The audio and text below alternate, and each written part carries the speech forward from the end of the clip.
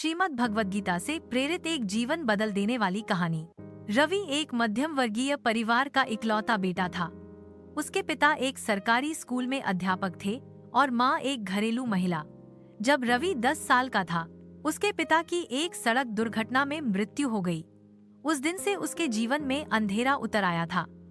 माँ ने सिलाई का काम शुरू किया और रवि को पढ़ाई में जोड़े रखा। रवि समझ गया था कि अब उसके कंधों पर न केवल अपनी जिंदगी बल्कि माँ की उम्मीदों का भी भार है। वह बचपन से ही पढ़ाई में होशियार था। उसने ठान लिया था कि वह बड़ा होकर एक दिन अफसर बनेगा, एक ऐसा बेटा जो माँ के सारे दुहक मिटा सके। स्कूल खत्म हुआ, कॉलेज भी किसी तरह पूरा किया गया और फिर उसने सिविल सेवा परीक्षा की तैयारी शुरू कर दी। रवि सुबह 4 बजे उठता, मंदिर में जाकर दीप जलाता और फिर किताबों में डूब जाता।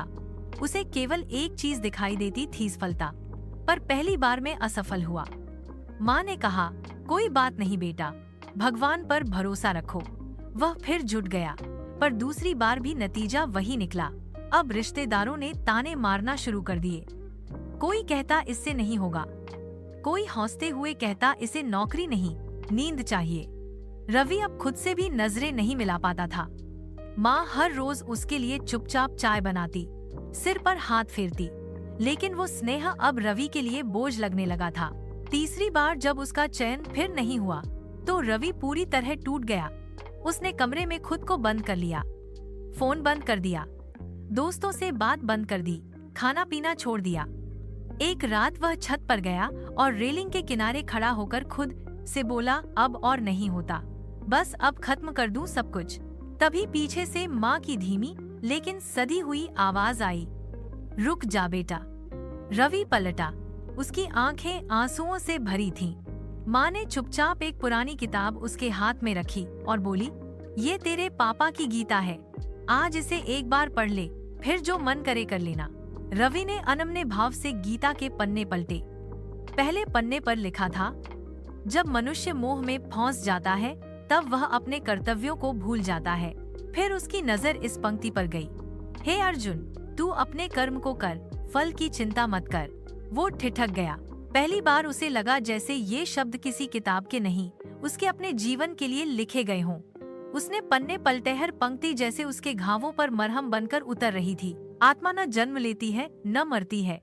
जो कुछ तू खो चुका है शायद वो कभी तेरा था ही नहीं, और जो कुछ तेरा है वो कभी तुझसे छिनेगा नहीं। रवि पूरी रात गीता पढ़ता रहा। उस रात पहली बार उसने अपने भीतर एक शांति महसूस की। उसे समझ आया कि वह अब तक केवल सफलता के पीछे भाग रहा था, लेकिन जीवन तो कर्तव्य निभाने का नाम है। परिणाम तो बस ईश्वर की इच्छा है। अगली सुबह रवि उठा। उसने माँ के चरण छुए और मुस्कुरा कर बोला, अब मैं फिर से लड़ूंगा, लेकिन इस बार हारने से नहीं डरूंगा, क्योंकि अब मुझे खुद पर नहीं, भगवान के न्याय पर भरोसा है। वह फिर से पढ़ने बैठ गया, लेकिन इस बार उसकी आंखों में केवल लक्ष्य नहीं, धैर्य था।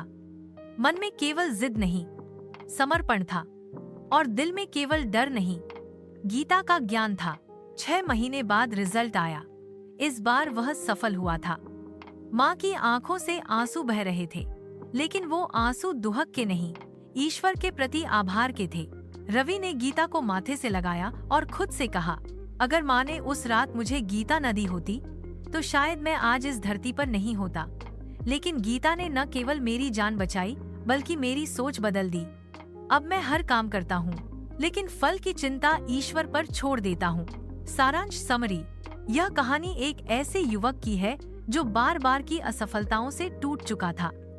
जीवन में निराशा और आत्महत्या जैसे ख्याल उसे घेर चुके थे, लेकिन श्रीमद् भगवद गीता के ज्ञान ने न केवल उसे बचाया बल्कि उसकी सोच, आत्मा और कर्म का मार्ग भी बदल दिया। यह कहानी हमें सिखाती है कि जब हम जीवन की लड़ाई में हारने लगते हैं, तब गीता हमें फिर से खड़ा कर देती है। गीता केवल एक पुस्तक नहीं है, यह आत्मा का भोजन है जो मरते हुए मन को फिर से जीवन देती है। अगर आपको पसंद आई हो तो एक लाइक जरूर दें।